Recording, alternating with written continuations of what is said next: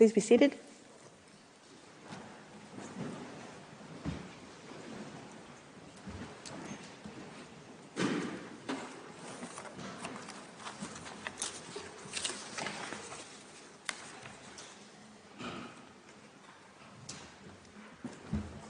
The sitting is open.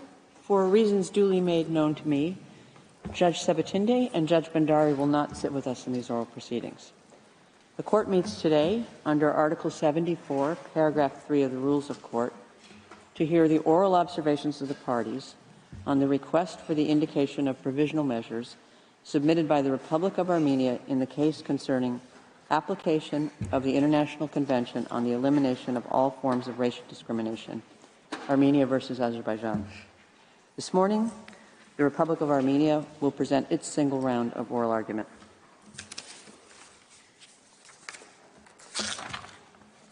In line with the approach adopted by the Court with respect to its public sittings, the present hearing will take place in person.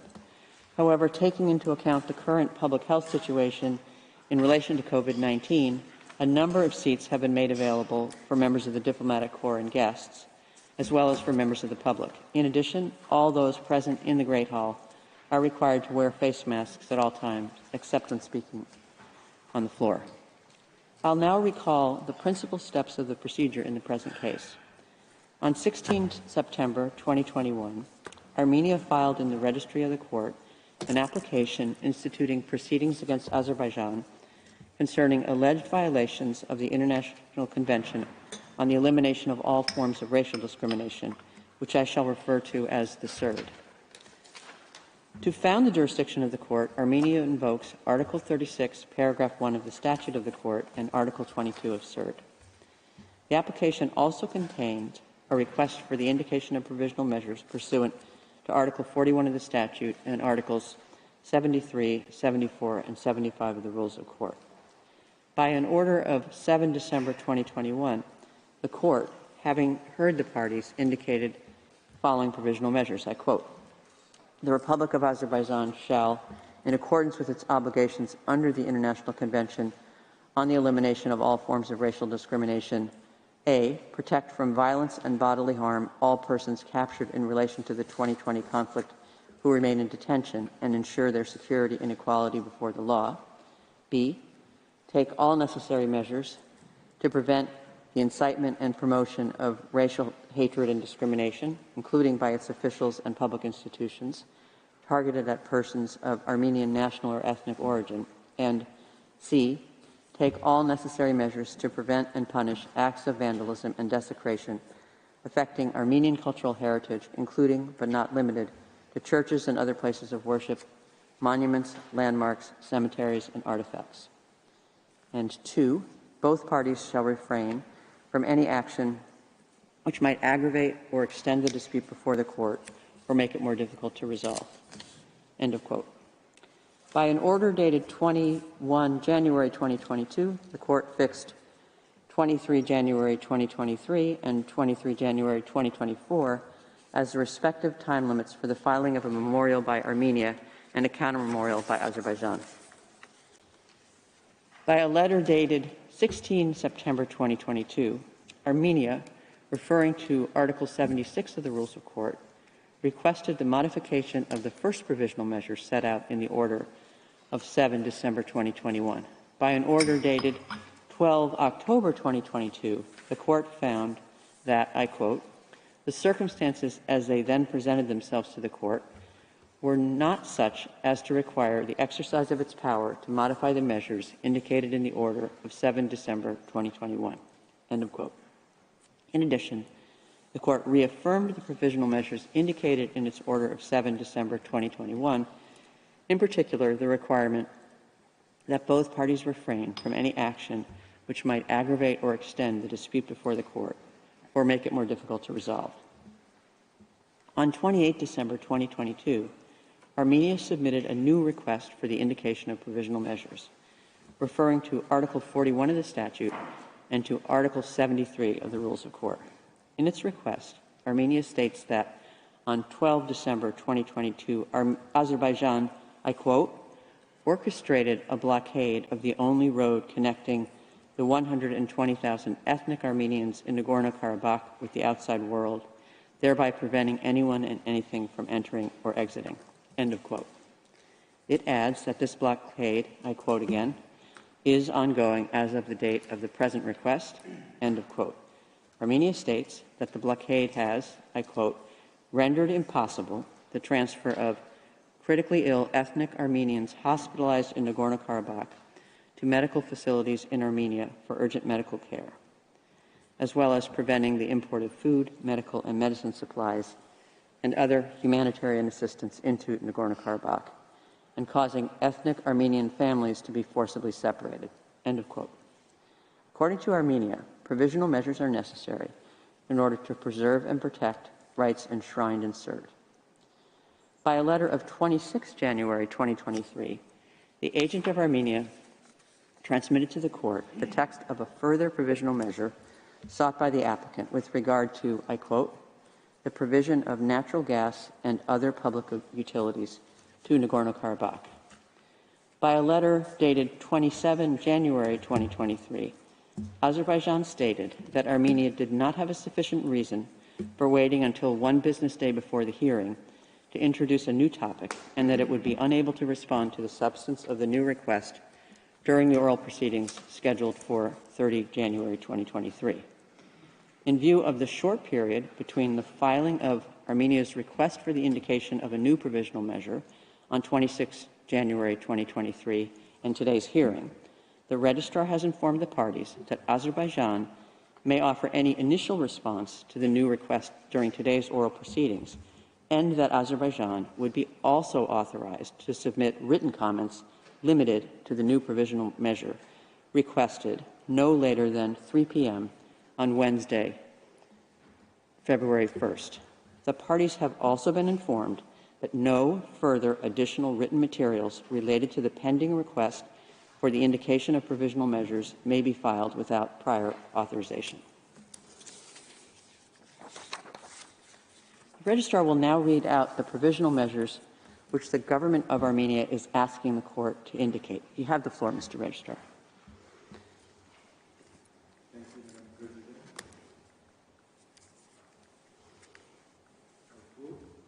Armenia respectfully requests that the court indicate the following provisional measures. Azerbaijan shall cease its orchestration and support of the alleged protests, blocking uninterrupted free movement along the Lachin corridor in both directions. Azerbaijan shall ensure uninterrupted free movement of all persons, vehicles, and cargo along the Lachin corridor in both directions, and Azerbaijan shall immediately fully restore and refrain from disrupting or impeding the provision of natural gas and other public utilities to Nagorno-Karabakh. End of quote. Thank you, Madam President. I thank the registrar. Immediately after the request for the indication of provisional measures on 28 December 2022 was filed, the Deputy Registrar transmitted an original copy thereof to the government of Azerbaijan. He also notified the Secretary General of the United Nations. According to Article 74, Paragraph 1 of the Rules of Court, a request for the indication of provisional measures shall have priority over all other cases. Paragraph 2 of the same article states that the court shall proceed to a decision on the request as a matter of urgency. This imperative must, however, be balanced with the need to fix the date of oral proceedings in such a way as to afford the parties an opportunity of being represented at the hearings. Consequently, the parties were informed that the oral proceedings, during which they could present their observations on their request for the indication of provisional measures, would be held on Monday, 30 January, starting at 10 a.m. I would now like to welcome the delegations of the parties. I note the presence of the two agents, accompanied by members of their respective states' delegations. This morning, the court will hear Armenia, which has submitted the request for the indication of provisional measures. It will hear Azerbaijan this afternoon at 4 p.m. For purposes of this single round of oral argument, each of the parties will have available a 2-hour sitting. In this first sitting, Armenia may, if required, avail itself of a short extension beyond 12 noon today in view of the time taken up by these introductory remarks. Before giving the floor to the agent of Armenia, I wish to draw attention to the parties to practice direction 11, which states as follows. In the oral proceedings on the request for indication of provisional measures, parties should limit themselves to what is relevant to the criteria for the indication of provisional measures as stipulated in the statute, rules, and jurisprudence of the court. They should not enter into the merits of the case beyond what is strictly necessary for that purpose. I now give the floor to the agent of Armenia, His Excellency, Mr. Yehishe Kerakosyan. You have the floor, sir.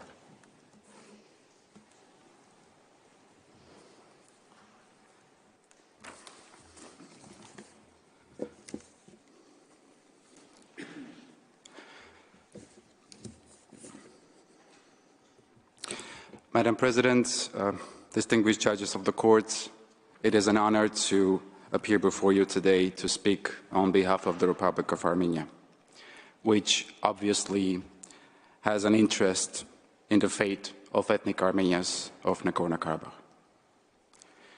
We do not come to you lightly and had hoped that the matters addressed in our request would be resolved long ago through the intervention by the UN Security Council on 20 December 2022, as well as bilateral exchanges and letters to the court since then.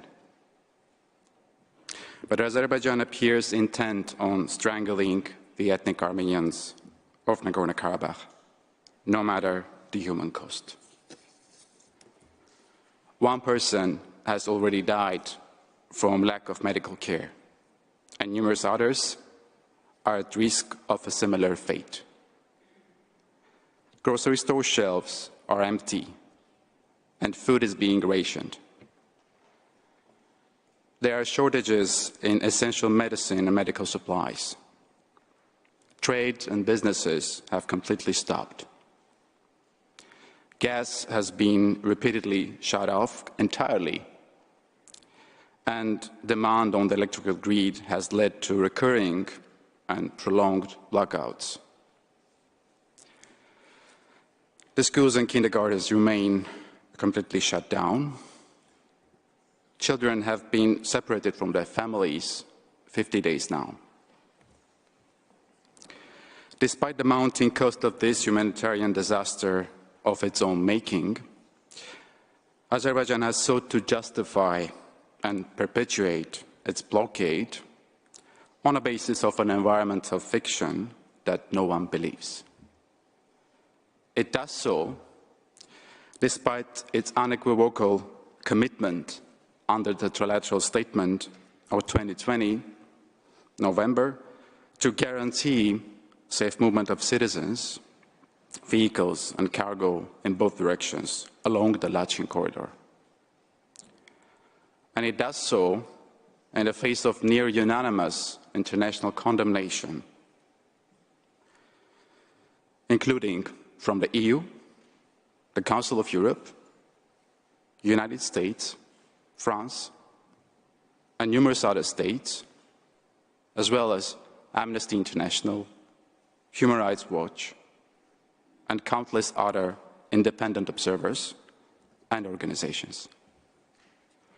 Over a month ago, the European Court of Human Rights ordered Azerbaijan to take all necessary measures to ensure safe passage of seriously ill persons in need of medical treatment in Armenia, and those stranded on the road. And yet, Azerbaijan ignored the Strasbourg court as well, prompting it to take the extraordinary step of notifying Azerbaijan's non-compliance to the Committee of Ministers of the Council of Europe. I therefore appear before you in this great hall of justice as a last resort. If the court does not act quickly, the ethnic Armenians of Nagorno-Karabakh will be faced with an impossible choice: to leave their ancestral homes or to stay there and starve. President Aliyev has made that plainly clear.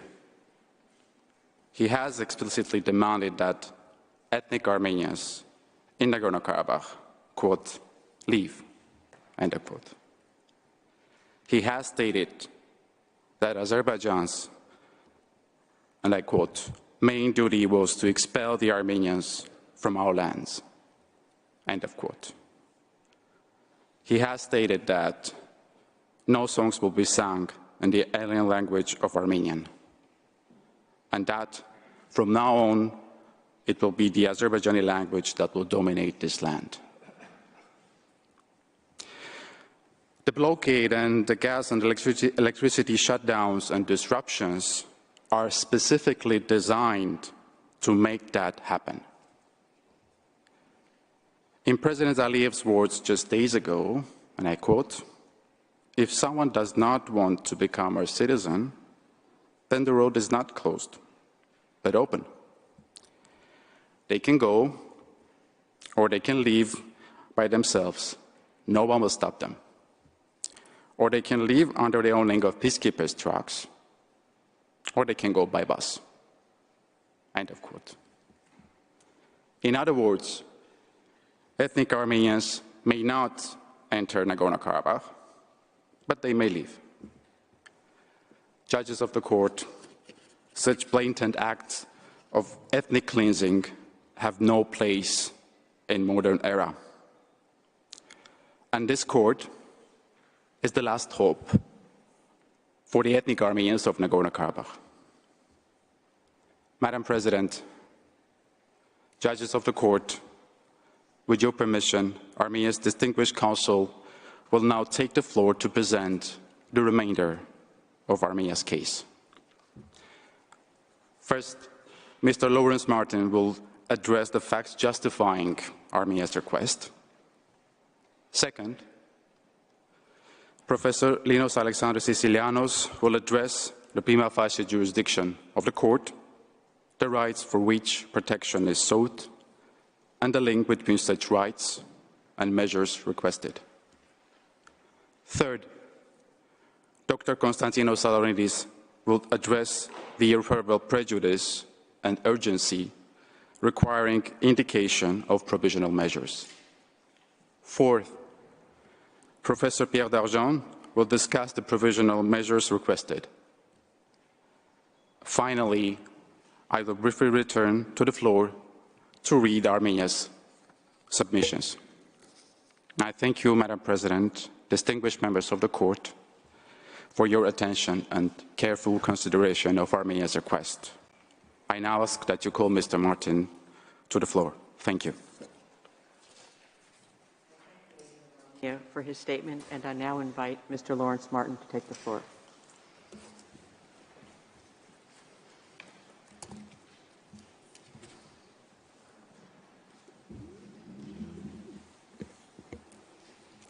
Madam President, distinguished members of the court, good morning.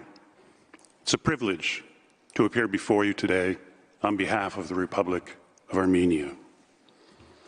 As the Honorable Agent just said, we come before you today to request your urgent intervention to end an ongoing humanitarian catastrophe. Since 12 December last year, the ethnic Armenian population of Nagorno-Karabakh has been almost entirely cut off from the outside world. They have been, and they continue to be, deprived of access to food, medicine, and all the other necessities of life.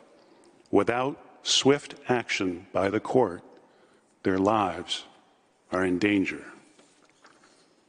My intervention this morning will focus on the facts justifying Armenia's request for provisional measures.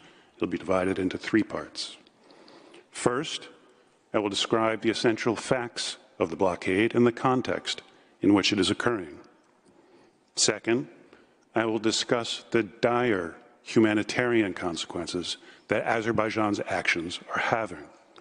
Third, I will address Azerbaijan's excuses about why it is not responsible for the situation and show why none of them is credible. So, to the blockade and the relevant context. The court will recall that tens of thousands of ethnic Armenians were forcibly displaced from territories conquered by Azerbaijan during the 44-day war in 2020. Not a single person has been able to return to their home. When the war ended, the Russian Federation sent peacekeepers to the region to, and these are the words of the Federation Council decree authorizing the deployment, quote, prevent the mass death of the civilian population of Nagorno-Karabakh, end quote. Even so, Azerbaijan has been doing its best to make the lives of the remaining ethnic Armenians in the region intolerable. It has attacked Armenian villages in violation of the ceasefire agreement. It has forcibly displaced residents, including all Armenians from the villages of Parukh, Berdzor, Agavno, and Sus. It has intimidated and killed Armenians who just happened to be going about their lives near its armed forces. And it has repeatedly cut off access to gas, mobile communications, and internet. Azerbaijan has always been blunt about its objective. Speaking at the opening of a new residential complex for veterans and their families in Baku in May 2022, for instance, President Aliyev said, and I quote, "Our primary duty was to expel the Armenians from our lands," end quote. And this is a man, you will recall, who was fond of calling Armenians dogs, vandals, savages, and barbarians. Even more chilling is the postage stamp issued in late 2020 by Azerbaijan's state-owned stamp company. It is on the screen now. We showed this to you during the previous hearing on provisional measures. You see the image at the top. It depicts a person in a hazmat suit disinfecting Nagorno-Karabakh. Evidently, Azerbaijan considers Armenians in the region as in need of eradication. After the war, around 120,000 ethnic Armenians are left in Nagorno-Karabakh. They are connected to Armenia and thus to the outside world by a single tenuous thread, the Goris-Stepanakert Highway, running through the Lachin corridor. You can see that on the map on the screen now, which we show for illustrative purposes. There are no roads open to Armenian civilians connecting Nagorno-Karabakh with Azerbaijan.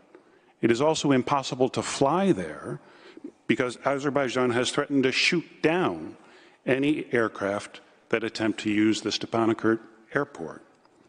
The highway is thus the only means of transporting anything and anyone into and out of Nagorno-Karabakh. Under the trilateral statement brokered by the Russian Federation that ended the 2020 war, Azerbaijan is specifically required to, quote, guarantee safe movement of civilians, vehicles, and cargo in both directions along the Lachin corridor. Before the blockade, Nagorno-Karabakh imported some 400 tons of essential goods every day. Likewise, residents needing medical treatment elsewhere or wishing to travel outside Nagorno-Karabakh for any reason had to take this road. Then, 50 days ago, on the morning of 12 December, a group of Azerbaijanis dressed in civilian clothes and claiming to be, quote, eco-activists occupied a segment of the Goris-Stepanakert Highway near the city of Shushi, which has been under the control of Azerbaijan since the end of the Second Nagorno-Karabakh War. These ostensible activists claim to be protesting allegedly harmful mining activities in Nagorno-Karabakh and prevented vehicles from passing. It was a poor cover story from the very beginning. Nobody really believes that protesters are genuinely concerned about the environment in Nagorno-Karabakh. One real Azerbaijani environmental activist posted on Facebook the very day the blockade started that, quote, "It is clear as the sky that the protest of the, quote, environmental activists in Karabakh is a made-up story. Until today, I have not seen a single person there caring at all about environmental issues. These guys are just executives of a custom-tailored spectacle." An independent Azerbaijani news source interviewed a number of the protesters. Only a tiny fraction represented environmental organizations. In point of fact, many represent NGOs funded either by the Azerbaijani government or the Haydar Aliyev Foundation. Social media also abounds with photos of so-called protesters wearing military uniforms. In fact, one of the alleged leaders of the so-called protesters, Mr. Telman Kazimov, is reported to be an officer of Azerbaijan's military special intelligence service. The wholly fictitious nature of the protesters' environmental concerns is also shown by other facts. Just 2 days after the blockade started, the authorities in Nagorno-Karabakh relented to the protesters' demands that international observers be allowed to monitor the two mines allegedly at the center of the protests. They adopted a resolution specifically authorizing Russian and Azerbaijani observers. Azerbaijan did not accept. And a couple of weeks later, the authorities ceased mining operations in the two mines altogether. The blockade continues nevertheless, with no end in sight. Azerbaijanis also have far worse environmental problems, much closer to home to worry about. Oil and gas exploitation in the country has had devastating environmental consequences, including in the Caspian Sea. But somehow, the Gorey-Stepanakert Highway is the only place these alleged activists choose to protest. Moreover, shortly after the blockade began, the protesters started adding demands that had nothing to do with their putative environmental concerns and had a distinctly more sovereign character. They insisted, for instance, that border and customs control posts be established on the roadway. They also spend far more time chanting slogans praising the Azerbaijani military than raising their voices about environmental issues. The chant, quote, "The Azerbaijani soldier is the greatest soldier," is one of their favorites. So what's really going on here? It's obvious. Azerbaijan is trying to fulfill what President Aliyev called its, quote, primary duty, to expel Armenians from its lands. How do we know that? Well, President Aliyev himself said so. Speaking about the situation on the highway in a 10 January 2023 interview, he told the assembled press, quote, "Whoever does not want to become our citizen, the road is not closed, it is open. They can leave whenever they want. No one would stop them. They can travel in the back of the peacekeepers' trucks or take a bus. The road is open." The road is open for those who want to leave. Azerbaijan's purpose could not be clearer. The racial animus of the protesters themselves is equally evident. There are numerous photos and videos on social media of the protesters displaying the hand gesture of the notorious pan-Turkic ultranational group, the Grey Wolves, which is widely condemned for anti-Armenian violence and hate speech. On the screen now is just one such photo. Another video on Twitter shows protesters enjoying what is obviously a chartered bus ride to the site, merrily singing a song. The lyrics include, quote, Let those mountains see gray wolves again. Leave the land of Oghuz, that is Turks, and run away. At the end of the video, one grinning passenger proudly makes the same gray wolves hand gesture, as you can see on the screen now. Protesters' social media accounts also frequently contain the vilest forms of hate speech. Our provisional measures request contains many of these examples. For now, I will cite just one to illustrate the point. This image is from the Facebook account of one so-called protester. It shows a patch depicting the notorious Ottoman genocidaire Enver Pasha with the inscription, "Armenian, don't run. You'll die anyway, just exhausted."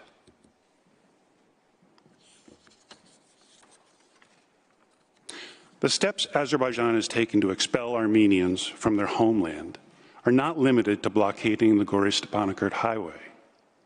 It is making their lives intolerable in other ways, too. It has cut the supply of natural gas, essential to heat homes and businesses, during the coldest months of the year. The court may recall that last year, Azerbaijan twice cut off the supply of gas, only to restore it as soon as Armenia brought it to the urgent attention of the court. Now, just since the start of the blockade, Azerbaijan has interrupted the gas supply on 5 different occasions. On December 13th for 3 days, on January 17th for 1 day, on January 18th for 3 days, and again on 21 January for 3.5 days. On 25 January, there was a brief respite. At around 11 a.m., a 48% increase in the flow of gas was reported, providing some measure of relief, but not nearly enough to meet the needs of the population. After the gas was fully restored on January 26, it was once again cut on January 29th. Bear in mind that all of this is happening during winter, when temperatures regularly fall below 0 degrees Celsius. That is not all. On 9 January, Azerbaijan appears to have damaged the only high-voltage power line connecting Goris and Stepanakert, leaving the population of Nagorno-Karabakh without a steady electricity supply. Azerbaijan, again, is not allowing Armenian technicians to repair the damage. Currently, the only available electricity comes from the limited local sources, including from the Sarsang Reservoir, which has been placed under great stress. This has entailed 6-hour rolling blackouts per day. As things stand, even longer daily blackouts seem likely to be imposed in the future. I come then to the second part of my intervention, the humanitarian consequences of Azerbaijan's actions. These are not hard to imagine. The Armenian population of Nagorno-Karabakh is, as I said, approximately 120,000 people.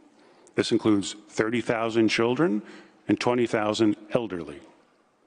The population is essentially the same as the city of Leiden with students. What would happen to the people there if it were essentially walled off from the outside world for 50 days, with only the most minimal trickle of goods allowed in and gas and electricity supplies cut off? No great leap of imagination is required to answer that question. In our written request filed at the end of last month, we focused significant attention on critically ill Armenians in Nagorno-Karabakh who required treatment in Armenia but were trapped in Nagorno-Karabakh. Since then, thanks only to the urgent intervention of the ICRC, around 50 patients have been transferred to Armenia. Nevertheless, as the agent said, 1 person has already died. More than 10 children remain in the neonatal and intensive care units of the Children's Hospital, and a similar number of adults are in the intensive care unit. Their lives thus continue to be at risk without needed medical care. The blockade has also separated many families. More than 1,000 civilians from Nagorno-Karabakh were either in Armenia or en route to Armenia when the blockade began. About 50 children were left without parental care when their parents were stranded in Armenia. One mother was separated from her 8-month-old baby for weeks. Of those trapped in Armenia, 270 were children attending the Junior Eurovision Song Contest, about 70 without their parents. Many still have not been able to get home and are living temporarily in Goris or Yerevan. Those that have been able to go home have only been able to do so with the intervention of the ICRC. As I said before the blockade, some 400 tons of essential goods, including food and medicine, were imported to Nagorno-Karabakh from Armenia on a daily basis. Only a small fraction of that is now getting through, either on Russian peacekeeping trucks or with the ICRC.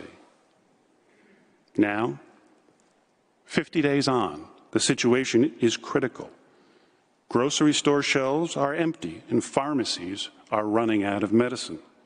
On the screen now, you can see a photo from an international press report of the situation. And this was taken more than 2 weeks ago. Things are so dire that the authorities have had to institute a rationing system. As of 20 January, residents must use vouchers for limited supplies of essential products like sunflower oil, eggs, dairy, rice, sugar, buckwheat, and pasta. The authorities have also had to tap into their wartime reserves to meet the needs of their population. In addition, the lack of gas and electricity means that people have been left without heat and the ability to prepare food. It has also impacted health care, with many urgent treatments, planned surgeries, laboratory tests, and physical examinations having to be canceled or postponed. As goods and fuel run out, economic life is also grinding to a halt.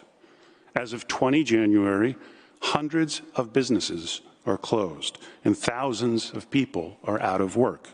And all 117 schools in the region have been closed since 20 January. In light of the unfolding humanitarian catastrophe, calls for Azerbaijan to lift the blockade have come from all across the international community. By way of example only, on 19 January, the European Parliament overwhelmingly passed a resolution expressly taking note of the danger the people of Nagorno-Karabakh are facing and calling on Azerbaijan to end the blockade. Specifically, the resolution states, among other things, quote, "The blockade has led to a severe humanitarian crisis, significantly affecting the most vulnerable populations.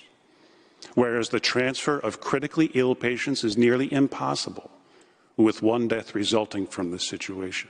Whereas hundreds of families remain separated, and this humanitarian crisis was further aggravated by Azerbaijan's disruption of the natural gas supply to Nagorno-Karabakh, which left houses, hospitals, and schools without heating. Accordingly, the resolution, quote, deplores the tragic humanitarian consequences of the blockade of the Lachin corridor in the Nagorno-Karabakh conflict, and urges Azerbaijan to respect and implement the trilateral statement of 9 November and immediately reopen the Lachin corridor to enable free movement and ensure access to essential goods and services, thus guaranteeing security in the region and safeguarding residents' livelihoods.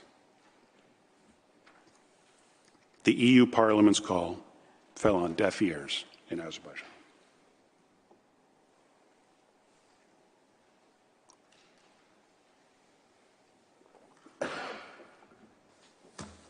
That brings me, Madam President, to the last part of my presentation this morning.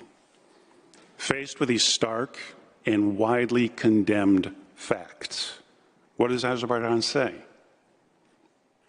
Not much, actually.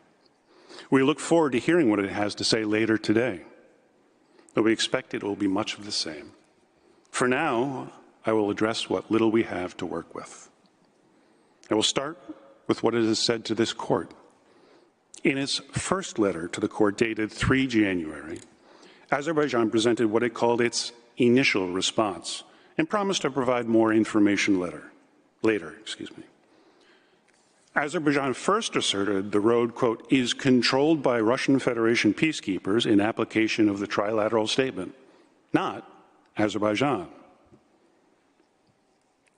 This assertion, of course, entirely overlooks the fact that in paragraph 6 of the trilateral statement, Azerbaijan specifically undertook to, quote, guarantee safe movement of citizens, vehicles, and cargo in both directions along the Lachin corridor.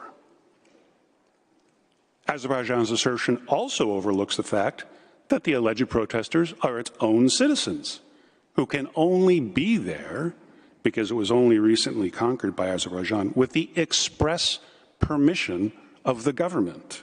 Indeed, Azerbaijan's own evidence proves the point. Annex 14 to its letter, submitted last Tuesday, is a collection of NGO requests for authorization from the Office of the President to protest at the site. Having given the protesters permission to be where they are, President Aliyev can just as easily take it away. Azerbaijan next claimed that, quote, protesters are not blocking the road and that the Russian Federation peacekeepers are allowing the passage of residents, essential medical services, and humanitarian supplies on the Lachin road. Orwell's line about rejecting the evidence of your eyes and ears seems apposite here. Literally no one in the world outside of Azerbaijan actually believes the protesters are not blocking the road.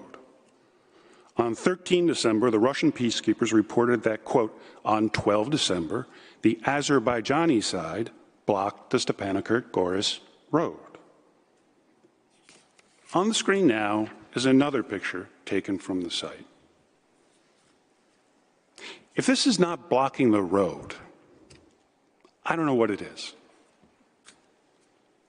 Nor does anyone believe that vehicles are getting through freely. Just recently, the UN Human Rights Chief, Volker Turk, called, quote, for free and safe movement through Lachin corridor to be immediately and fully enabled, saying, quote, unrestricted access to food, medicine, and other basic goods and services is essential to the enjoyment of human rights of the affected population. If vehicles were truly passing freely, why would the ICRC or the Russian peacekeepers each time have to negotiate with the Azerbaijanis blocking the road in order to get critically ill patients out of Nagorno-Karabakh to get the medical care they need? And why would it be necessary for the ICRC and the Russian peacekeepers to be the ones to deliver the few meager supplies that are getting through? The evidence Azerbaijan cited to support the assertion in its letter about the road not being blocked is contained in a single footnote that lists 3 sources. The first is an article from Azerbaijani state media reporting on the passage of just 3 ICRC vehicles. The text of the article is revealing and in a way that is not helpful to Azerbaijan. Remember, this is from Azerbaijani state media. It says, quote, today, conditions were created for the passage of 3 vehicles belonging to the International Committee of the Red Cross, ICRC, on the Kakendi-Lachin road. The participants of the action pulled out of the road and opened a corridor for the passage of cars.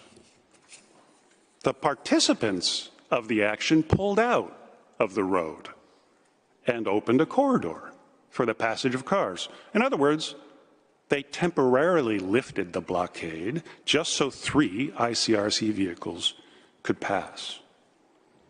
The 3 January letter also referred to a tweet from a senior government official with an embedded video showing protesters, quote, standing aside. So again, lifting the blockade to let 3 ICRC vehicles pass.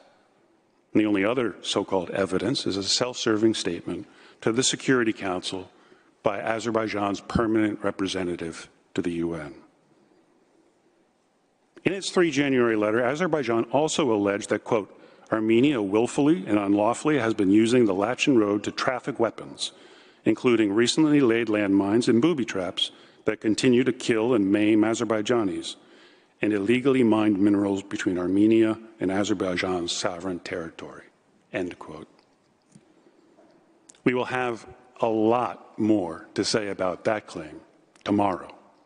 Today, let me simply say that there is not even a shred of evidence to support it. Nothing. It is also worth recalling that the road has been under the supervision of the Russian peacekeepers since November 2020, and that not a single one of their daily bulletins has reported the alleged transport of weapons, landmines, or minerals. In its second letter to the court, dated 12 January, Azerbaijan did not really offer any more information as it said it would. It does little more than repeat the contents of its first letter, saying that, quote, the Lachin Road is controlled by Russian peacekeepers, and Azerbaijan does not exercise control over who is using the road in either direction, and that, quote, vehicles continue to pass next to the protest site unimpeded, end quote. As I have largely dealt with these assertions, I will not repeat myself. I just note that whereas its first letter contained only a single evidentiary footnote about the passage of vehicles, its second letter contains 8. Still, they add nothing. The 8 footnotes are all references to Azerbaijani state media reports, all of which mention only Russian peacekeeping or ICRC vehicles passing the site after negotiation with the Azerbaijanis. I'm sure we'll hear more of the same this afternoon. But the point is, these special exceptions for outside parties with special responsibilities only serve to prove the rule that the road is not open as usual. Outside the court, Azerbaijan has sometimes tried a different approach, claiming the protests are a simple manifestation of its people's right to protest. In a 23 December 22 statement, for example, the Azerbaijani Ministry of Foreign Affairs referred to the, quote, peaceful protest on Lachin Road with a demand to prevent the illegal exploitation of Azerbaijani's natural resources, the transportation of these resources from Azerbaijan to Armenia, and the abuse of the Lachin Road, the use of which is intended only for humanitarian purposes, end quote. There are a number of problems with this pretense. First, even if it were true that the protests really were private individuals who were genuinely concerned about the environment, which, as I explained, it distinctly is not, that would not justify their actions or Azerbaijan's failure to disperse them. Any right to protest would be outweighed by the grievous harm inflicted on the Armenian population of Nagorno-Karabakh. The Azerbaijani government could not be justified in leaving the protesters alone, given that very real harm. The claim that these are just spontaneous manifestations of private discontent is also put to the lie by the fact that Azerbaijan is not a free country in which public protests are tolerated. Freedom House, for one, has ranked Azerbaijan as, quote, not free, in part because of a lack of freedom of assembly. In a 2022 report, it wrote, quote, unsanctioned assemblies can draw a harsh police response and fines for participants. This assembly, in contrast, is plainly sanctioned, indeed staged, by the government. Azerbaijan's excuses regarding the interruptions of gas and electricity are equally unconvincing, indeed entirely contradictory. According to documents Azerbaijan submitted last Tuesday, on 15 December, the Azerbaijani Minister of Foreign Affairs claimed that Azerbaijan had no control over the gas supply, saying, quote, "The gas supply in the said areas is carried out by Armenia, and that those areas are not integrated into the supply system of our country," end quote. Only 4 days later, on 19 December 2022, in a letter from the permanent representative of Azerbaijan to the UN, Azerbaijan tried a different excuse for the disruptions, blaming, quote, "technical reasons, including bad weather conditions currently observed in certain mountainous regions of Azerbaijan," end quote.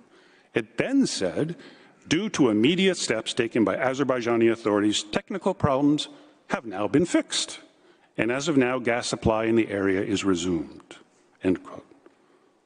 It said much the same thing in a letter to the court last year about earlier disruptions, writing that, quote, "employees of Azerigaz worked on site to restore service, which was fully restored by 28 March, end quote. So does Azerbaijan have control over the gas supply, or doesn't it? Azerbaijan can't seem to get its story straight. In truth, there really can be no doubt that Azerbaijan does have full control over the gas supply. How do we know? President Aliyev himself said so. Speaking in the aftermath of gas disruptions in the spring of 2022, President Aliyev boasted, "If we didn't want to, we wouldn't restore the gas supply. Who can tell us anything? Did we owe them to restore it? No." At the end of the day, the reality of what is happening is painfully simple and brutally clear. The ethnic Armenians of Nagorno-Karabakh are under siege. For those who choose to stay, their only access to the outside world is blocked. Everything else they need to continue living where they have for millennia is rationed or gone already. This includes food, medicine, heat, and electricity. The cover story Azerbaijan came up with to mask its actions is pure fiction. The alleged eco-activists conducting the blockade are nothing of the sort. They have no genuine environmental pedigree and are a mixture of government-funded private citizens and government and military personnel, all united by a deep, long-taught hatred of Armenians. They are there with the government's support and approval to advance the government's agenda, to make life unbearable for the ethnic Armenians in Nagorno-Karabakh. The government of Azerbaijan could put an end to the blockade before I finish this speech, if it wanted to, but it has no interest in doing so. An order of the court is therefore required as a matter of urgency. Thank you, Madam President. Distinguished members of the court, may I ask that you invite Professor Sicilianos to the podium. I thank Mr. Martin, and I now invite the next speaker, Professor Linos Alexander Sicilianos, to address the court. You have the floor, Professor. Madam President, distinguished judges, it is an honor to appear before the court and to do so on behalf of the Republic of Armenia. I will be addressing three issues: the prima facie jurisdiction of the court, the plausibility of the rights whose protection is sought, and the link of those rights with the measures requested. The first point, concerning the jurisdiction of the court, does not need an extensive analysis.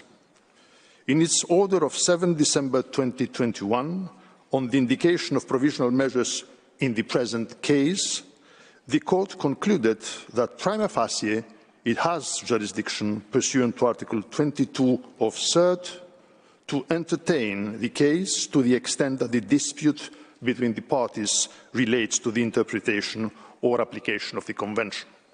This conclusion applies as well to the present request. The plausibility of the rights whose protection is sought. The court, at this stage of the proceedings, is not called upon to determine definitely whether the rights which Armenia wishes to see protected exist. Rather, it need only decide whether the rights claimed by Armenia on the merits and for which it is seeking protection are plausible and whether the provisional measures requested are linked to these plausible rights. The court has found the plausibility condition to be met when the asserted rights are grounded in a possible interpretation of the treaty in question. In other cases, under the Convention, the court has also examined whether it is plausible that the acts complained of constitute acts of racial discrimination. The present request seeks the preservation and protection of a number of rights under Articles 2 and 5 of CERT for the benefit of ethnic Armenians of Nagorno-Karabakh. As it was amply demonstrated by my colleague Mr. Martin, those rights are being infringed by Azerbaijan's blockade and related measures which target ethnic Armenians because they are Armenians. The third prohibited discriminatory purpose of Azerbaijan's conduct is obvious from the simple fact that the only human beings benefiting from the Lachin corridor or the public utilities in question are ethnic Armenians. It is moreover indisputable that the disastrous effects of the blockade and related measures are inflicted entirely on ethnic Armenians. In other words, the blockade and related measures are patently discriminatory acts on ethnic grounds. As such, they fall squarely within the scope of application of the Convention as defined in Article 1, Paragraph 1. I shall refer to the plausibility of the rights Armenia invokes under Article 2 of the Convention, and then to the plausibility of rights under Article 5 of the Convention. Rights under Article 2 of the Convention. According to the Third Committee, and I quote, Article 2 is a comprehensive provision addressing all aspects of states parties' obligation to pursue a policy of eliminating discrimination. The provisional measures request of Armenia invokes particularly the general prohibition of discrimination contained in the chapeau of Article 2.1, together with subparagraphs A, B, and E. The chapeau of Article 2.1 provides that states parties condemn racial discrimination and undertake to pursue by all appropriate means and without delay a policy of eliminating racial discrimination in all its forms and promoting understanding among all races. The specific contribution of this provision is to lend a heightened sense of urgency to the Convention. Subparagraph A prohibits discrimination by the state itself, including public authorities and public institutions. According to this provision, each state party undertakes to engage in no act or practice of racial discrimination.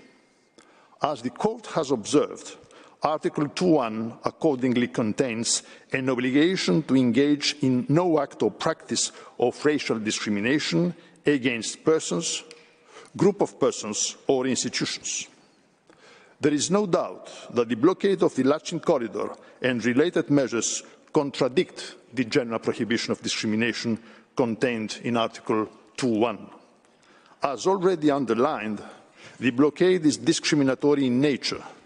It has both the purpose and effect of impairing the enjoyment and exercise by ethnic Armenians of their human rights on an equal footing with other ethnic groups.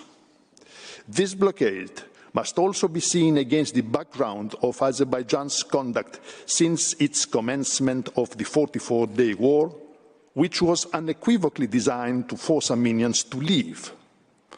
In this context, the Third Committee has most recently expressed concern about, and I quote the committee, allegations of severe and grave human rights violations committed during the 2020 hostilities and beyond. The committee has also highlighted last August its concern in relation to incitement to racial hatred and the propagation of racist stereotypes against persons of Armenian national or ethnic origin, including by public figures and government officials, end of quotation. This racial hatred and the propagation of racist stereotypes has a distinct purpose: to ethnically cleanse all ethnic Armenians from Nagorno-Karabakh. No ethnic Armenian remain in any of the territories of Nagorno-Karabakh conquered by Azerbaijan during the 44-day war. No ethnic Armenian remain in territories returned to Azerbaijan after the conclusion of the 44-day war. I recall the statement by President Aliyev referring to Armenians in the Lachin corridor. When did you come here? In 1994. Who lived here before then? Azerbaijanis did. So leave. End of quotation. The Armenians did leave after this threatening statement. The blockade is yet another important step fitting squarely in this policy of intimidation. It is aimed at creating living conditions so unbearable for ethnic Armenians that they are forced to leave this area. I recall this statement by President Aliyev, dated 10 January 2023. Whoever does not want to become our citizen, the road is not closed, it is open. They can leave, they can go by themselves. No one will hinder them. The road is open. The road is thus open only into one direction. This is the quintessence of the presidential statement. In its memorial, Armenia fully substantiates the myriad wrongful acts constituting ethnic cleansing. In the present context, it suffices to stress that the blockade and its clear and overt purpose, as recently stated by President Aliyev himself, are fully integrated into this long-standing policy of ethnic cleansing.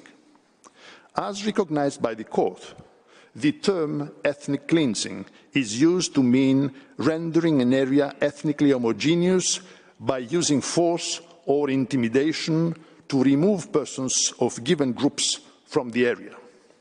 The practice of ethnic cleansing encompasses a wide range of underlying acts, including acts of intimidation, for instance, through the creation of adverse living conditions. The third committee itself has affirmed that practices of ethnic cleansing constitute a grave violation of all the basic principles underlying the third. This is especially true in relation to the general prohibition of racial discrimination enshrined in Article 2.1 of the Convention.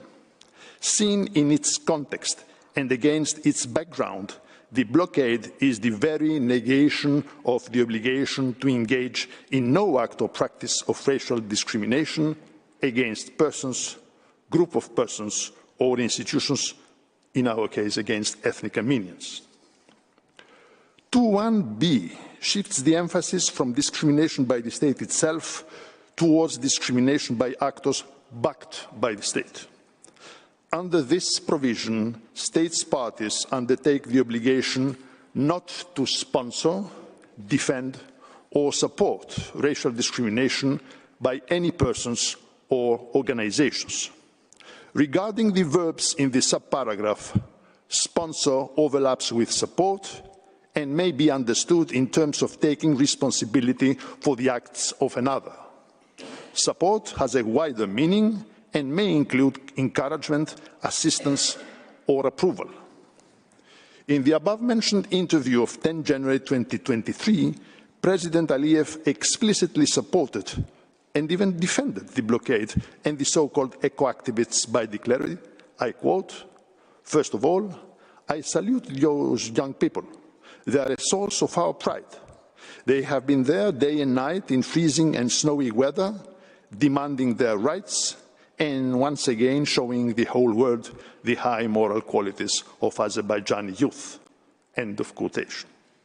As my colleague Mr. Martin has amply demonstrated, many of the so-called eco-activists are not private individuals, and all such eco-activists are supported by the government.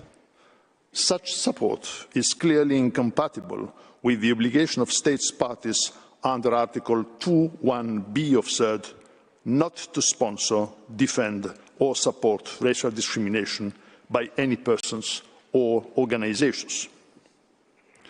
Article 2(1)e now insists on the obligation of states parties to encourage integration, to eliminate barriers between races and ethnic groups, and to discourage racial division.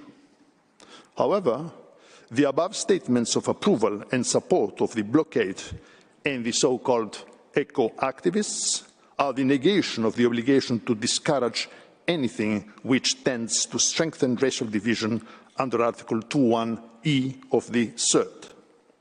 It is indeed more than plausible that the encouragement of the blockade of a whole ethnic community perpetuates segregation, thereby strengthening division along ethnic lines. In conclusion on this point, the blockade and its support and encouragement constitute plausible and even manifest breaches of the obligations and the corresponding rights under Article 2(1), subparagraphs A, B, and E of CERD. I turn now to Article 5 of the Convention. This provision is expressly linked to Article 2. It tends to ensure the effective implementation of the general prohibition of discrimination. Among the rights named in Article 5, the provisional measures request of Armenia, as supplemented on 26 January 2023, invokes particularly subparagraph D1 on the freedom of movement, subparagraph D2 on the right to leave and return, including family reunification, and subparagraph E4 on the right to public health, medical care, social security, and social services. I shall examine the plausibility of those rights one by one. Article 5(d)(1) protects the equal enjoyment of the right to freedom of movement. This provision is inspired by Article 13(1) of the Universal Declaration of Human Rights. This right should be enjoyed without discrimination based inter alia on ethnic or national origin. It is evident that the blockade of the Lachin corridor precludes ethnic Armenians living in Nagorno-Karabakh from moving freely. They are confined in a very limited space, which is the only space in Nagorno-Karabakh where they are allowed to live. Article 5(d)(2) protects the equal enjoyment of the right to leave any country, including one's own, and to return to one's country. This right draws upon Article 13(2) of the Universal Declaration and is found in other international instruments, including Article 12 of the International Covenant on Civil and Political Rights.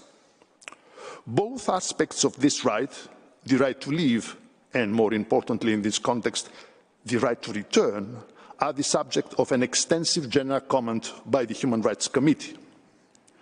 According to this authoritative interpretation, the freedom to leave the country may not be made dependent on any specific purpose.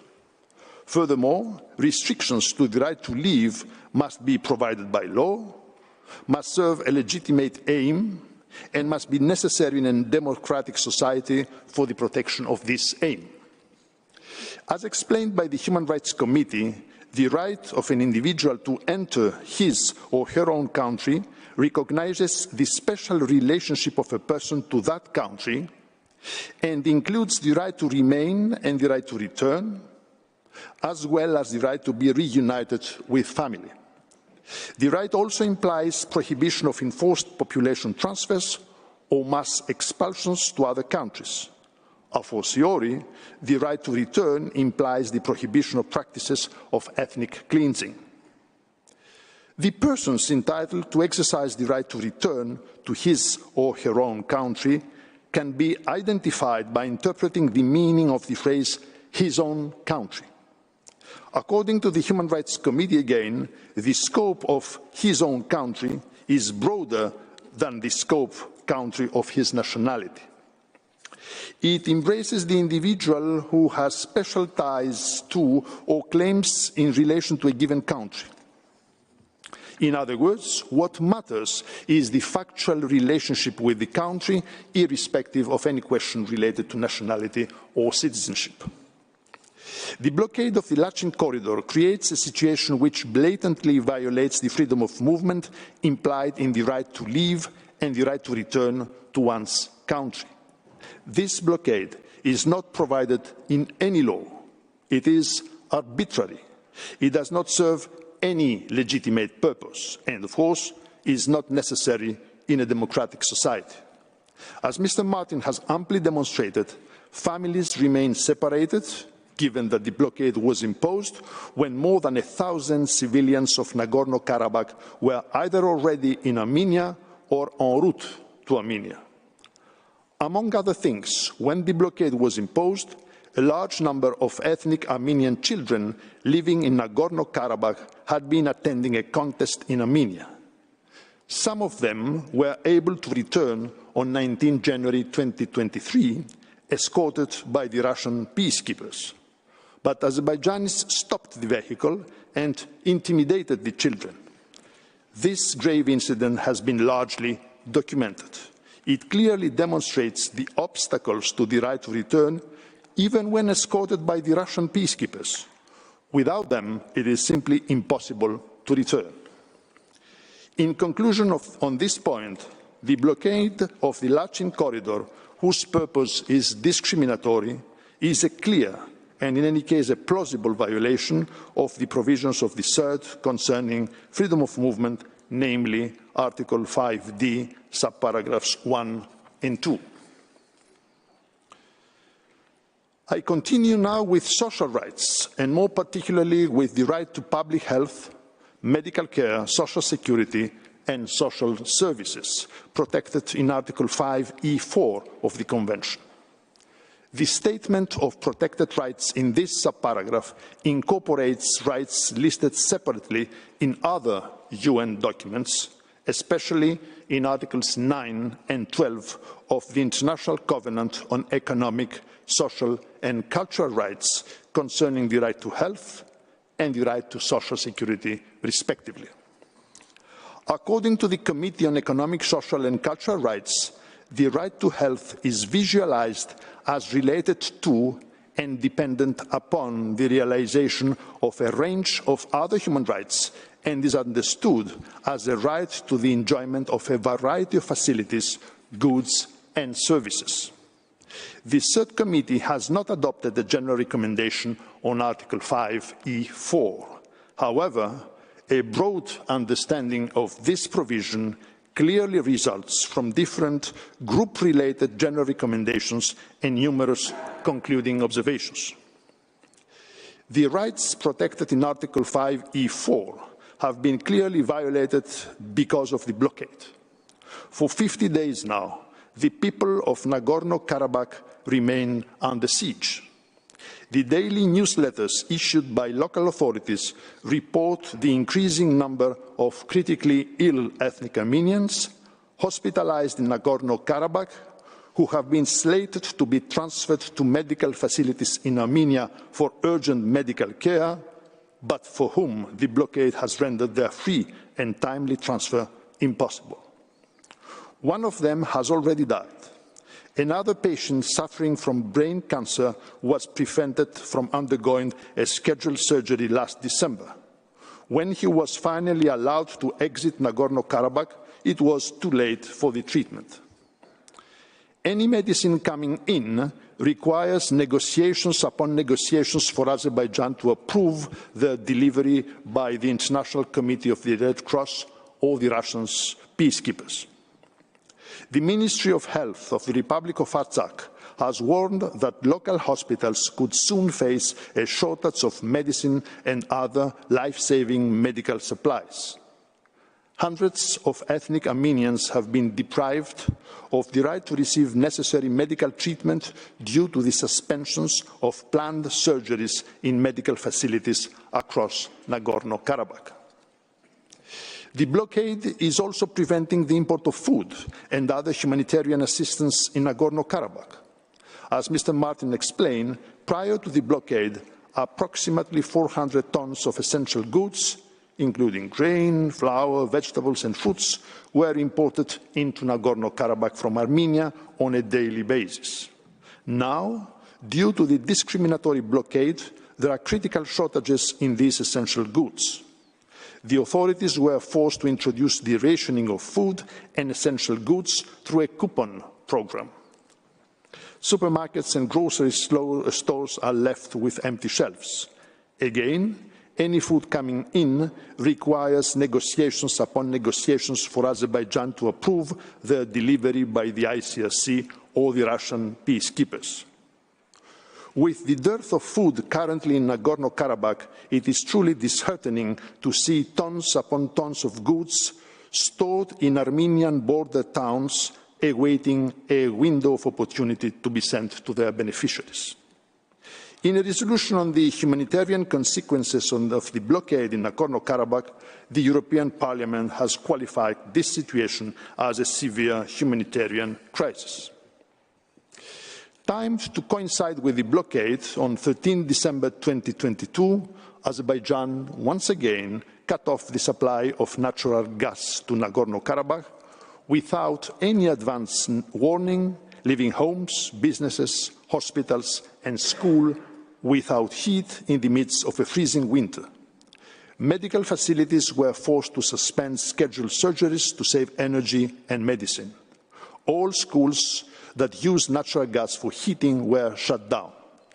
The streets of ethnic Armenian settlements emptied, with local gas stations supplying fuel only to ambulances, public buses and other authorized vehicles. As Mr. Martin explained earlier, the supply of natural gas was restored on 16 December, but since mid-January 2023, it was repeatedly interrupted again and again. As stressed by the European Parliament, this humanitarian crisis has been, I quote, further aggravated by Azerbaijan's disruption of the natural gas supply to Nagorno-Karabakh, which left houses, hospitals and schools without heating. End of quotation of the European Parliament. Furthermore, the deliberate and repeated interruption of the gas supply in freezing winter conditions is combined with the ongoing disruptions of the electrical grid and telecommunication lines in the entire territory of Nagorno-Karabakh. This severely impacts the daily life of the people and leads to a number of adverse humanitarian consequences, such as lack of electricity, disruption of the educational process in schools, disruption of the heating of vitally important institutions such as hospitals, and disruption of businesses. People are deprived of heating and hot water. The authorities were forced to introduce the rationing of fuel. In an effort to save electricity, rolling blackouts were implemented for each household for 6 hours per day. In a report released on 23 January 2023, the Human Rights Ombudsman of Artsakh presents facts regarding the widespread and large-scale violations of the rights of the people of Artsakh due to the deliberate disruption of the normal functioning of Artsakh's vital infrastructures. Such disruption put the civilian population in front of a humanitarian disaster. In conclusion on this point, the blockade and related measures entail a series of more than plausible violations of social rights protected under Article 5(e)(4). In this connection, may I observe, Madam President, distinguished judges, that the CERT contains a much broader spectrum of rights than the European Convention on Human Rights, which was the basis of the provisional measures ordered last December by the European Court in Strasbourg. Let me briefly turn now to my final point, the link between all the above rights under Articles 2 and 5 of CERT and the measures requested. The provisional measures requested are obviously linked to the rights whose protection is sought, because the measures, if indicated, would safeguard these very rights. Indeed, lifting the blockade of the Lachin corridor and ensuring uninterrupted free movement of all persons, vehicles and cargo along the corridor in both directions would mean the end of the siege of Nagorno-Karabakh, the end of the unbearable living conditions of ethnic Armenians in violation of Article 2.1 of the Convention, lifting the blockade, ensuring free movement along the Lachin corridor, as well as restoring and refraining from disrupting or impeding the provision of natural gas and other public utilities to Nagorno-Karabakh, would also put an end to a series of discriminatory measures in violation of Article 5 of the Convention. More particularly, it would put an end to the intimidating measures against ethnic Armenians related to the blockade. It would permit the enjoyment of the various aspects of their right to free movement. It would also ensure access of those in need to hospitals and medical care, access to basic goods, food, electricity, and natural gas. In a nutshell, the measures requested, if indicated, would permit 120,000 ethnic Armenians in Nagorno-Karabakh to live again in decency. Otherwise, there is an urgent risk of irreparable damage. May I kindly ask you, Madam President, to give the floor to my colleague, Dr. Konstantinos Salonidis, who will be addressing this issue. I thank you for your kind attention. I thank Professor Sicilianis for his statement, and I now invite Mr. Konstantinos Salonidis to take the floor. You have the floor, sir.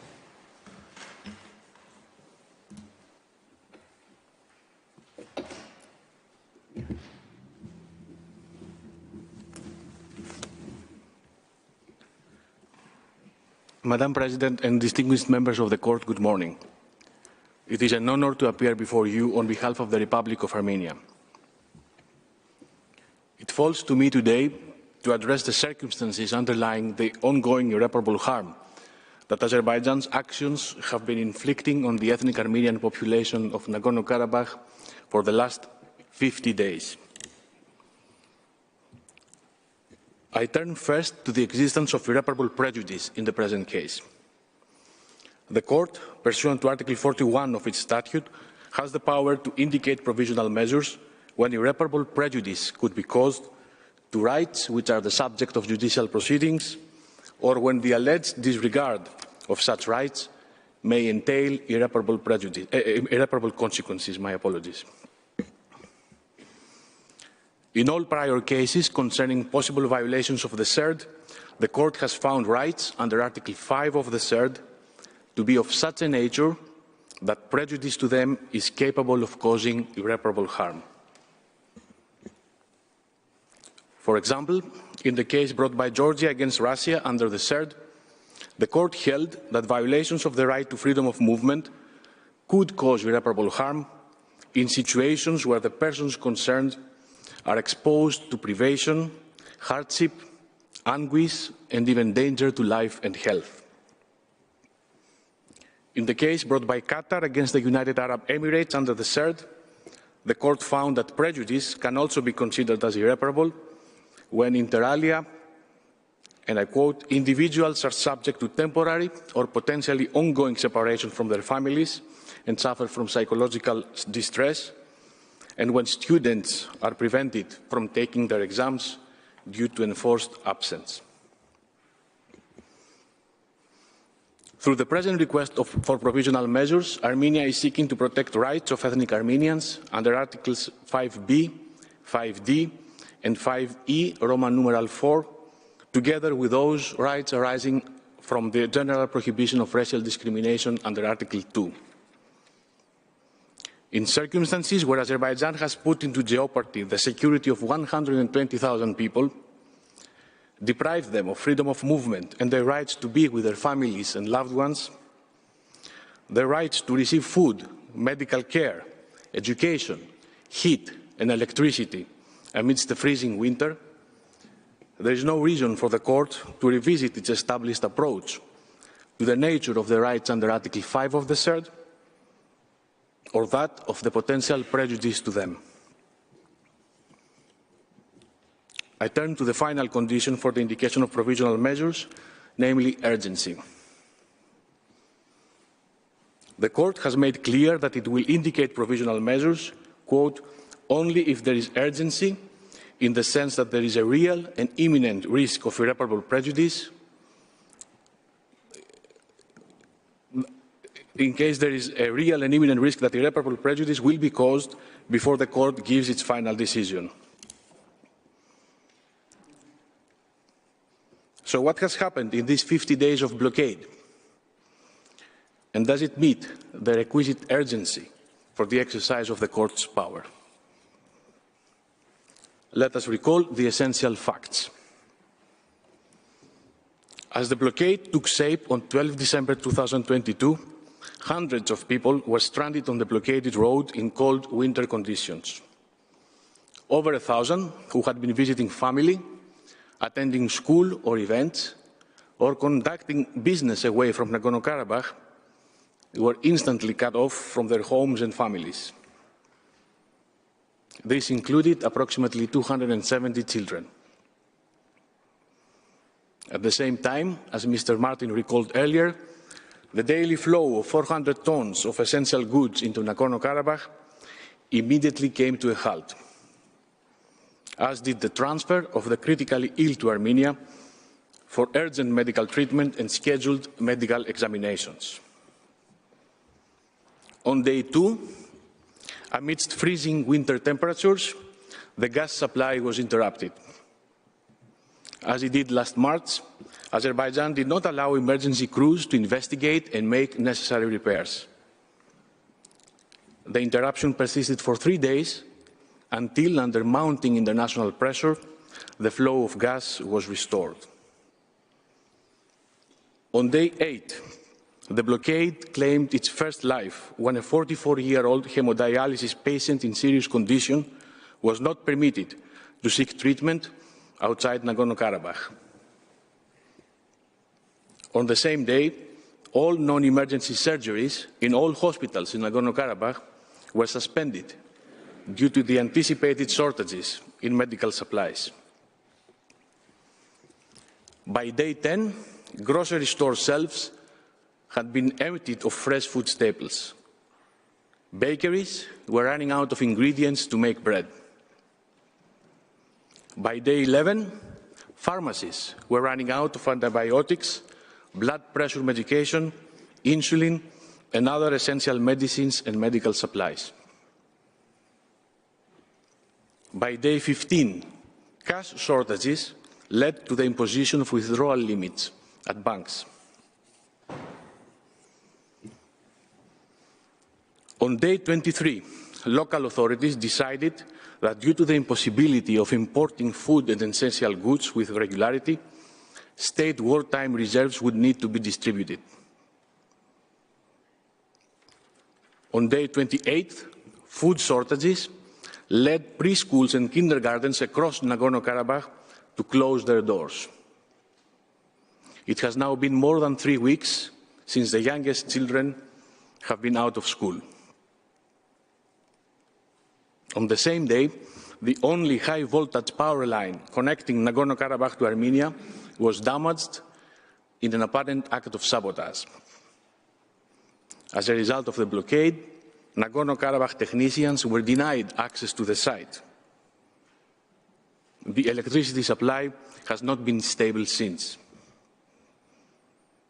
By day 36, the transmission of natural gas had fallen to a fraction of its normal flow. According to Nagorno-Karabakh engineers, this suggested that Azerbaijan had intentionally adjusted the valve to reduce supply.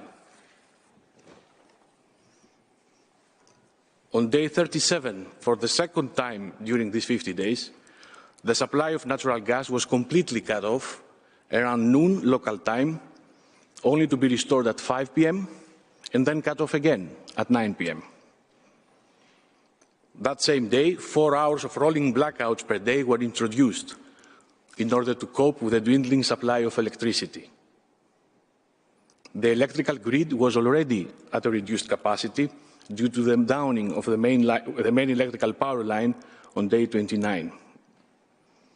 Naturally, in the absence of a consistent flow of natural gas, the electrical grid is even more overwhelmed, as people turn to electrical heating sources to cope with the lack of gas.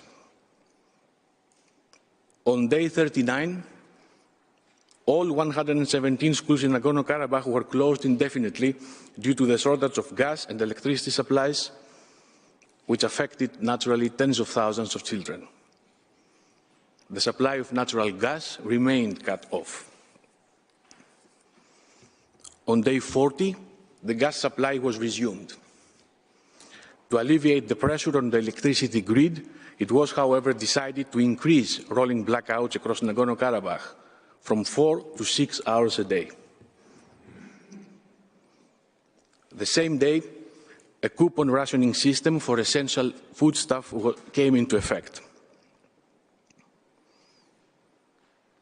On day 41, at around 8 p.m. local time, the gas supply was cut off yet again, marking the fourth time in a little over a month.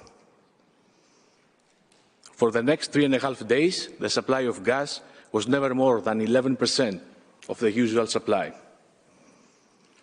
This trickle of gas was barely enough to fuel ovens in bakeries and provide minimum heat in hospitals.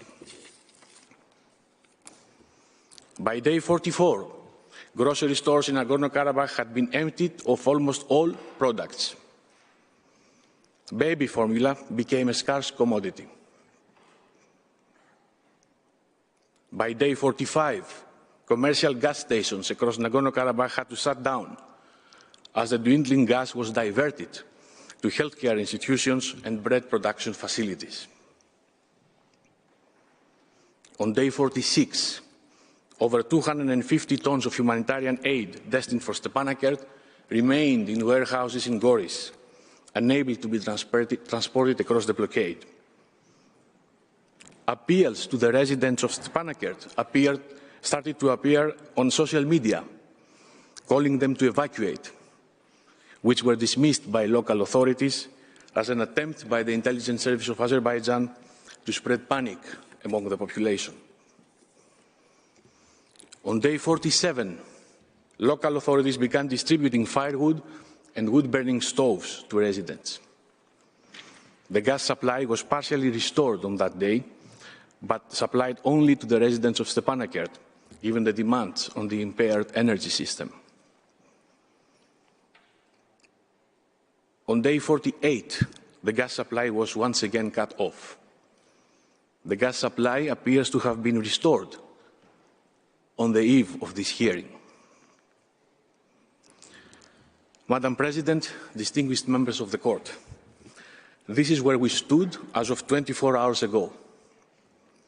The situation remains precarious as we enter today, day 50. To see this firsthand, you may find at tab 2 of your judges' folders the English versions of some of the very bulletins that residents of Nagorno-Karabakh receive daily from the local authorities. These bulletins update them on what new cruelty Azerbaijan's actions are inflicting upon them and convey information on a daily basis on how best to cope with the consequences. As I speak before you today, over 1,000 people remain separated from their families and friends, including hundreds of children. Imagine how every minute of the past 50 days has felt for the parents of these children and the children themselves. In the past 50 days, a dozen residents of Nagorno-Karabakh have passed away, either abroad or in Armenia. Families and friends have been unable to mourn them, since their bodies cannot be transported across the blockade. The transfer of the critically ill still takes place only after negotiations with the Azerbaijani so-called protesters, conducted by the peacekeepers or the ICRC. The so-called protesters truly hold power over the life and death of these individuals. Chemotherapy provided in cancer clinics across the border has become impossible to obtain, meaning that patients have been without treatments for 7 weeks now, their chances of recovering from cancer slowly dissipating. By now, hundreds of planned surgeries have been indefinitely suspended. Hospital wards cannot be heated sufficiently to meet the bare minimum safe temperature of 14 degrees Celsius. There are serious shortages in essential foodstuff and medicine, with the small quantities allowed to pass being distributed to the most vulnerable and not even coming close to the needs of the broader population. And it is the same with baby formula. The flow of gas was restored on the eve of this hearing. It remains to be seen for how long. Rolling electricity blackouts remain necessary to sustain the viability of the electricity network. Instead of attending school, thousands of children sit at home without electricity for 6 hours a day, with an empty pantry, and some of them with the heat of only a wood-burning stove.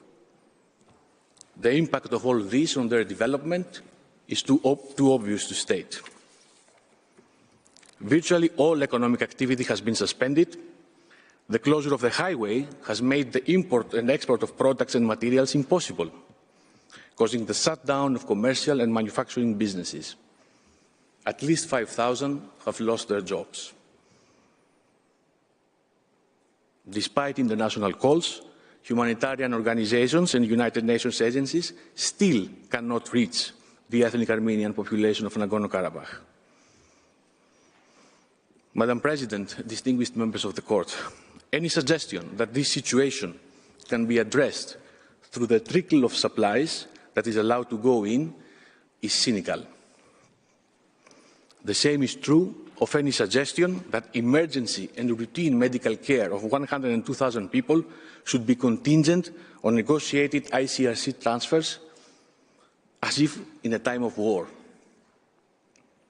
Nothing short of a full lifting of the blockade and unhindered resumption of the provision of public utilities will bring relief to the victims of this unnecessary and cruel blockade. And in this conclusion, Armenia is not alone. This conclusion is shared by the international community at large. As you can see on your screens, calls abound for Azerbaijan to immediately and fully end the blockade and to urgently guarantee unimpeded access. This is necessary in order to avert humanitarian catastrophe, the risk of which grows each day. Following Azerbaijan's failure to respect the interim measure ordered by the European Court of Human Rights, the President of the Committee of Ministers of the Council of Europe similarly expressed her, quote, concern about the increasingly precarious humanitarian situation, end quote, of the ethnic Armenian population of Nagorno-Karabakh, and, quote, called on the relevant authorities to quickly restore freedom of movement along the corridor in order to avoid the further deterioration of the situation. And yet we heard from Mr. Martin that such calls fall on willfully deaf ears. Azerbaijan brags openly about how it cannot be stopped, not by the international community, and not even by a binding order of the court in Strasbourg. Madam President, distinguished judges of the court, the progressive deterioration of the situation is obvious, as is the collective trauma already inflicted on the ethnic Armenian population of Nagorno-Karabakh. With respect, these circumstances do not just entail an imminent risk of irreparable harm. They are causing such irreparable harm in real time, with the scope, scale, and gravity of the harm compounding with each passing hour. The Court has previously granted provisional measures to protect rights under the CERD after finding that the affected populations remain vulnerable. The people of Nagorno-Karabakh are not just vulnerable, they are enduring for 50 days now a humanitarian crisis, and I'm afraid they will continue to do so without the Court's urgent intervention. This concludes my presentation. I thank the Court for its attention and respectfully request, Madam President, to ask Professor Darzant to take the floor. I thank Mr. Salonides, and I now invite the next speaker, Professor Pierre Darzant, to address the floor. You have the floor, Professor.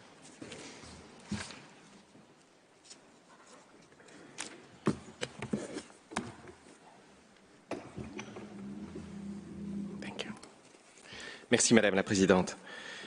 Yes, thank you, Madam President. Madam President, distinguished members of the court, it's an honour to take the floor before you at the end of this morning on behalf of Armenia. My colleagues have put to you the facts and the law to justify you exercising your power under Article 41 of the statute. And I will now move on to the concrete measures that Armenia is requesting from the court, and I will underline why these are necessary as they've been set out. Now, the facts before you are of the utmost seriousness. It's neither more nor less than the taking of hostage of 120,000 people, rendering their life impossible, unbearable, and then bring them to their knees, depriving them in midwinter of all essentials, solely because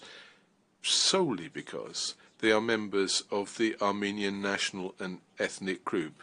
The obvious aim of this operation, orchestrated and supported by the Azerbaijani regime, is to give notice to the Armenians of Nagorno-Karabakh that they are at their mercy, to discourage them, to make them fed up with living where they were born, where their ancestors lived for centuries, to cause the massive exodus of those who haven't already left subsequent to the war of 2020. That's the perspective that President Aliyev openly espouses.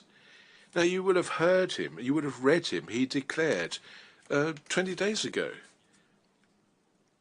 if those besieged and surrounded Armenians want to leave, let them do it. The road will be open to them. Now, Madam President, distinguished members of the court, as you've been able to note since the filing of the initial Armenian application, the usual reaction of Azerbaijan to any accusation against it is to be offended, to issue wholesale denials and then start accusing in return. Distinguished members of the court, Azerbaijan can vituperate as much as they want. Nobody believes in their environmental fairy tale. Nobody believes in the so-called activist initiative of civil society in a country which is notoriously autocratic. Nobody believes that this has been the fault of the Russian Federation. Nobody believes that the Armenians of Nagorno-Karabakh would be free to come and go, and that foodstuffs would arrive in sufficient quantity like before, that families will be able to meet freely, and that ill people will be transported without restriction. Free press doesn't believe it. Foreign governments don't believe it. The European Court of Human Rights didn't believe it. The committee, subsequently, of ministers of the Council of Europe didn't believe it either, nor did the Parliamentary Assembly of the same organisation or the European Parliament. These important documents are all in your judges folder under tabs 3 through 7. The UN High Commissioner for Human Rights has called the full re-establishment of freedom of movement in the Lachin corridor the only way to ensure that the elementary rights of the population affected will be respected. Of course, this means the Armenian population of Nagorno-Karabakh. Finally, the major NGOs equally decried the humanitarian urgency. The corridor is allegedly open in both directions, but do you realise, distinguished members of the court, what you have to do right now is to organise a convoy of the ICRC, of the Russian Federation peacekeeping forces, and solicit their agreement to transport towards Yerevan sick people, the most seriously sick people, whose care cannot be ensured by the hospital in Stepanakert. And the same applies for the trickle-through transport of foodstuffs or any sort of essential daily goods. All the while hoping, of course, that the so-called protesters see fit to move off the road when the convoy approaches. Depends on their mood, doesn't it?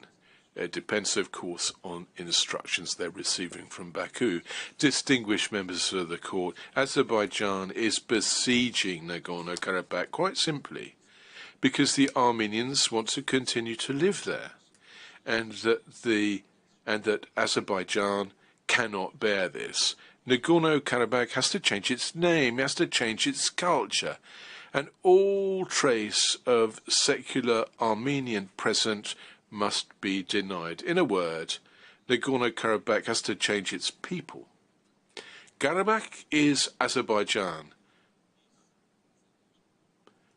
as the so-called eco-activists chant in chorus. This, the very official slogan directed by a fur-clad dignitary shaking a white dove in his hands until it falls dead on the ground. Karabakh is Azerbaijan. That's the slogan, a territorial slogan. It's a territorial and ethnic slogan. It means that the Armenians have no place in Nagorno-Karabakh. The facts speak for themselves, and the efforts of Azerbaijan to deny them or to denature them are as unworthy as they are in vain. Your court is the final guardian of the Convention on the Elimination of all forms of racial discrimination. Azerbaijan signed up to it, but acts to the contrary, even if the environmental pretext were true, but we know it's baseless. Even if it was true, it must still bow to the imperatives of the Convention. Indeed, you don't save nature or natural resources by preventing 120,000 people from eating or being given urgent care. And this all the more so when this violation of elementary human rights, by its purpose and effects, targets individuals on grounds prohibited by the Convention.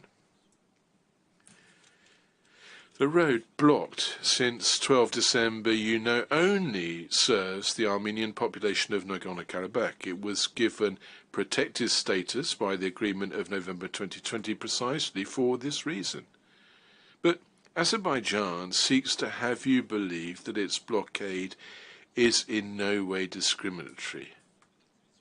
But, distinguished members of the court, to see through Azerbaijan's plan, you really have to ask yourself two simple questions. Why staged a so-called demonstration precisely here? Why do it in midwinter? And why for 50 days already with no end in sight? Distinguished members of the court, Azerbaijan, you know, has remained deaf to the numerous appeals of the international community to end its blockade so that the highway be open for use once again as it was before 12 December. Azerbaijan dismissed the provisional measures ordered by the ECHR, nor did it comply when the Committee of Ministers quite exceptionally enjoined it to do so. Your court has to act, and you must act swiftly. If you do not indicate the provisional measures, quite soon there will be no more Armenian men and women in Nagorno-Karabakh. They will have fled their mountains to save their life, as President Aliyev invites them to do. If you don't indicate measures that are perfectly clear and bare of ambiguity, Azerbaijan will exploit the least loophole to achieve its sinister ends using some other subterfuge. Finally, if you don't indicate measures, not only for now but the future, everything shows that Armenia one day or another will be obliged to call on you with urgency once again. Madam President, the first provisional measure which Armenia requests is Azerbaijan shall cease its orchestration and support of the alleged protests blocking interrupted free movement along the Lachin corridor in both directions. Armenia is not asking you to order Azerbaijan to disperse by force those so-called demonstrators, because given the trilateral agreement, it's not for Azerbaijan to deploy security forces on the road along the corridor. However, it is vital that Azerbaijan immediately ceases the orchestration and support, financial, logistical or otherwise, of any protest blocking or hampering free movement in either direction along the corridor. Armenia also requests you to order that Azerbaijan, I quote, shall ensure uninterrupted free movement of all persons, vehicles and cargo along the Lachin corridor in both directions. End of quotation.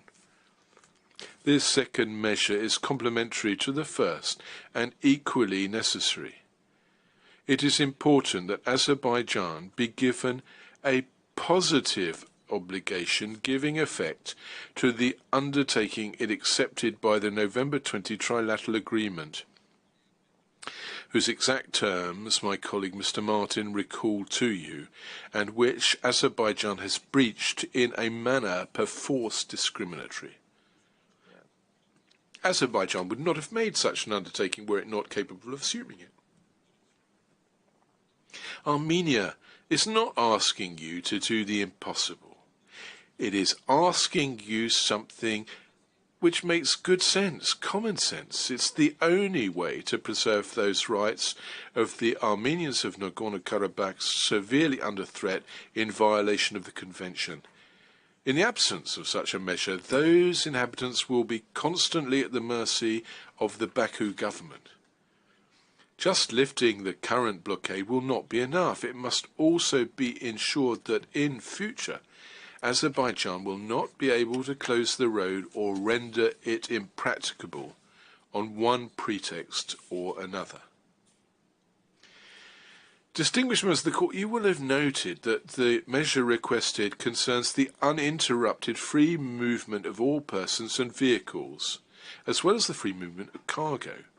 There are no grounds to restrict the second measure to persons, vehicles and cargo of a humanitarian nature, because the enjoyment of rights under the Convention is not subject nor limited by humanitarian requirements. Moreover, the ordinary needs of a civil population clearly far exceed simple humanitarian necessities. Finally, to target humanitarian convoys alone would encourage Azerbaijan to quibble and to use the humanitarian limitation on its obligation to argue time after time that no such need actually exists, or that the convoy fails in some way or another to comply with this condition. Madam President, the third and last measure requested by Armenia concerns the uninterrupted supply of energy, indispensable, to a dignified life. Armenia had been obliged to add this request on Thursday because the gas supply was once again abruptly cut off, once again after our request dated 28 December, whereas it had been re-established just before. My colleagues Martin and Salonidis gave you a detailed factual chronology of this and the alleged excuses of Azerbaijan. It's got to stop. Of course, Azerbaijan, as is its wont, responded immediately to the third provisional measure requested by Armenia, even though this measure was submitted more than 4 days before these hearings. And there's nothing untoward about this. Indeed, provisional measures, supplementary provisional measures, have been requested in other cases right up to the day before hearings and debated during those hearings. Whatever the case may be, we know what Azerbaijan will respond. It's already written down, with contradictions and a bit of confusion, but what Azerbaijan might add will remain unverifiable because Azerbaijan refuses to give access to any third party to the areas concerned. But, distinguished members of the Court, could I just dwell for an instant on the letter of Azerbaijan of 27 January where they react to our additional request for a provisional measure? Indeed, this letter reveals the discriminatory plan of the Baku government. Any government concerned about the fate of those living on what it considers to be its own territory would not have failed to understand that its responsibility is to ensure a regular supply to the inhabitants of Nagorno-Karabakh with the same speed and consideration as elsewhere.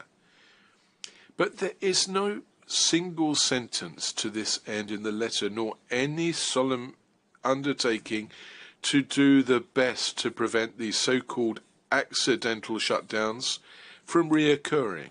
In its letter, Azerbaijan does not seek to resolve a real problem, even though it does not dispute the reality of the gas being shut off. By admitting, supposing one were to admit that these cut-offs were accidental and not intentional, Azerbaijan does not intend to lift its little finger to ensure a normal and regular gas supply to the Armenians of Nagorno-Karabakh. By its letter, Azerbaijan, quite simply, is seeking to delay your deliberations so that the Armenians of Nagorno-Karabakh suffer a little bit longer. But Armenia hopes, nonetheless, that your decision will be taken without delay. Distinguished members of the court, the measures requested concern Azerbaijan and Azerbaijan alone because it's its behaviour that alone is at issue here. It's Azerbaijan that is organising, sponsoring, supporting the so-called eco-protesters. It's Azerbaijan which is violating in discriminatory fashion the obligation it assumed under the trilateral agreement, thus causing irreparable harm to the rights recognised under the convention. It's Azerbaijan which is responsible for gas and electricity supplies from the areas under its control and thus for the ensuing breakdowns in service.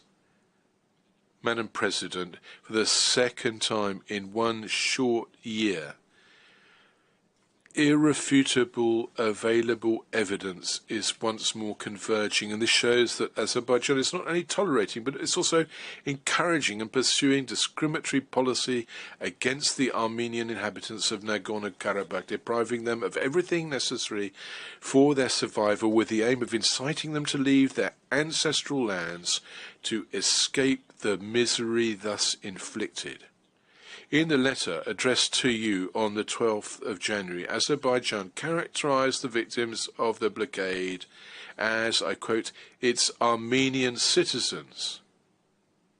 However, Azerbaijan obstinately refuses these very Armenian citizens the rights it grants to all its other citizens, namely the right to come and go freely, the right to food, heating, health care. Whereas Azerbaijan purportedly seeks to normalize its relations with Armenia, is it too much to ask Azerbaijan to ensure that the inhabitants of Nagorno-Karabakh a secure existence, decent living conditions?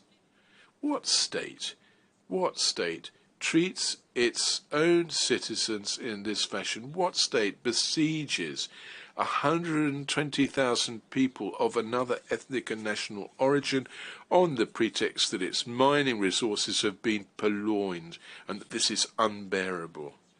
Distinguished members of the court, what these so-called environmental protests supported and sponsored and organised by Azerbaijan flagrantly show is that Azerbaijan's subsoil is more valuable to it than the men, women, children and old people, Armenians, who live upon it. In this context, as fragile as it is noxious, the fierce resistance opposed by Azerbaijan to the elementary requests of Armenia make you fear the worst. And this fierce resistance should in reality be enough to convince you to act. Indeed, the provisional measures requested by Armenia, all Armenia asks you for is nothing more than to ensure that the situation which existed until the eve of 12 December be re-established. And that's not only necessary for the survival of 120,000 ethnic Armenians encircled and slowly being strangled in their mountains, but it's important for the usefulness of your judgment on the merits. It has to be done right now. Armenia counts confidently and hopefully on the wisdom of your court. We are persuaded that you will be able to pierce the smokescreen that our opponents will surely create this afternoon and tomorrow morning. I'd like to thank the court for its kind attention, and could I request to Madam President to please call Dr. Yegishe Karakossian to the as agent for Armenia, to present the final submissions of our country. I thank Professor Dajan for his statement, and I now invite the agent of Armenia, His Excellency, Mr. Diagishe Kurakosyan, to take the floor. You have the floor, Excellency.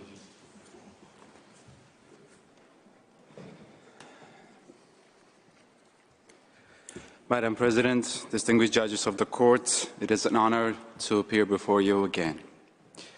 I shall now read Armenia's closing submissions. On the basis of its request for provisional measures dated 27 December 2022, its letter dated 26 January 2023, and its oral pleadings, Armenia respectfully requests the court to indicate the following provisional measures pending its determination of this case on the merits.